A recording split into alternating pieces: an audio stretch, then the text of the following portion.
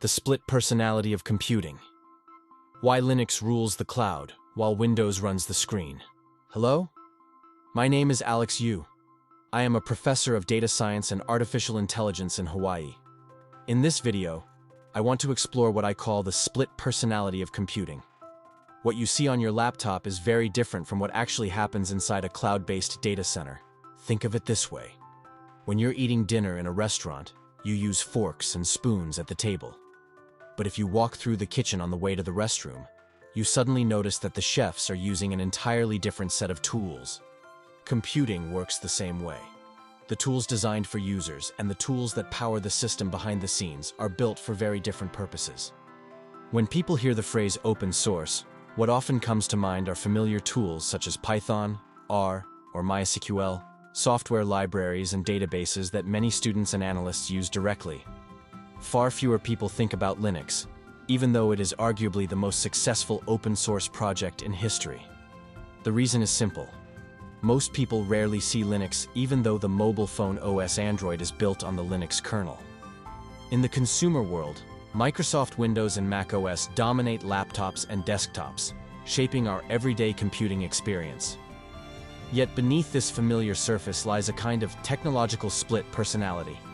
In high-performance computing, especially supercomputing and cloud computing, the operating system landscape looks completely different from what consumers experience at home or in the office. Nowhere is this contrast more striking than in supercomputing. Today, 100% of the world's top 500 supercomputers run Linux. This is not an accident or a fashion trend. It is the result of hard engineering realities. Supercomputers are less like personal computers and more like vast mechanical factories, with hundreds of thousands or even millions of components working in synchronized motion. Linux excels here because it can be stripped down, reshaped, and finely tuned. Engineers can remove unnecessary services, customize the kernel, and optimize communication paths so that processors exchange data with minimal delay. Proprietary operating systems, designed for general users and graphical interfaces, simply carry too much overhead and too many constraints. In supercomputing, control, predictability, and scalability matter more than visual polish. And Linux delivers all three. It is the industrial-grade operating system of choice, much like a purpose-built engine designed for a cargo ship rather than a family sedan. Cloud computing inherits much of this supercomputing DNA, especially at the infrastructure layer. If you peel back the layers of major cloud platforms such as Amazon Web Services, Microsoft Azure, or Google Cloud, you will find Linux everywhere. The virtual machines, containers, orchestration systems like Kubernetes, data pipelines, and AI workloads all assume Linux as their natural habitat. From this perspective, the cloud looks far more like a supercomputer than a personal laptop. Massive scale, automation-first design, and machines talking to machines far more often than humans do.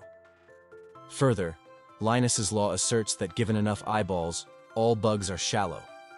Linux's open-source nature allows for a many-eyes approach to security, which is a major reason it is trusted for the cloud's infrastructure layer.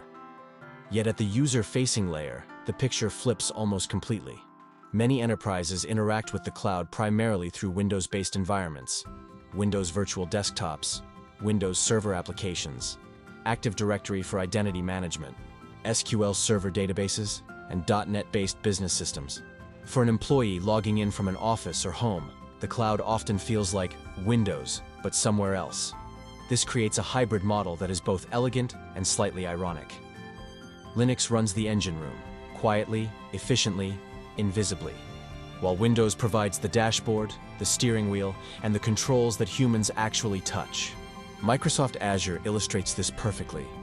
Despite Microsoft's historical identity as a Windows company, the majority of workloads running inside Azure today are Linux-based, even as Windows remains central to how many customers experience the platform.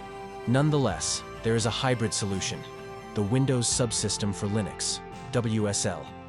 It serves as the ultimate bridge in this split personality landscape by allowing the Linux engine to run directly beneath the Windows dashboard.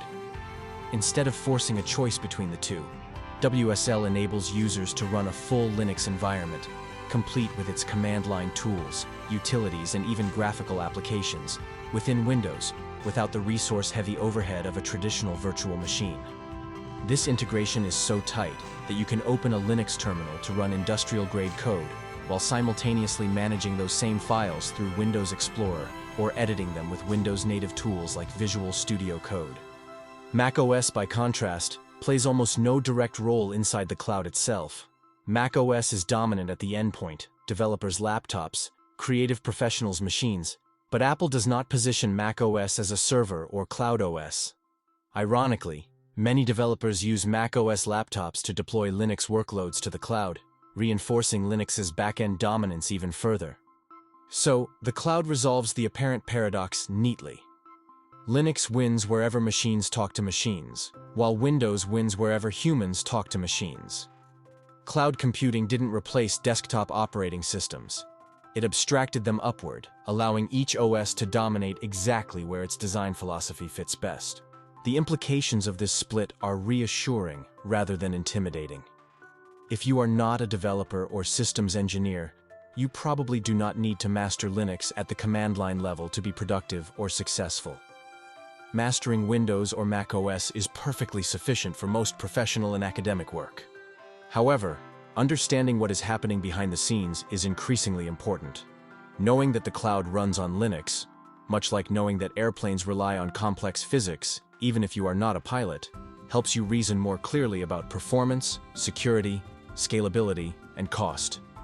In cloud computing, Linux may be invisible to most users, but it is the quiet foundation holding everything up.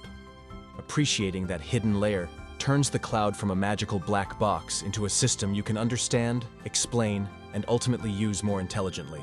So, what do you think?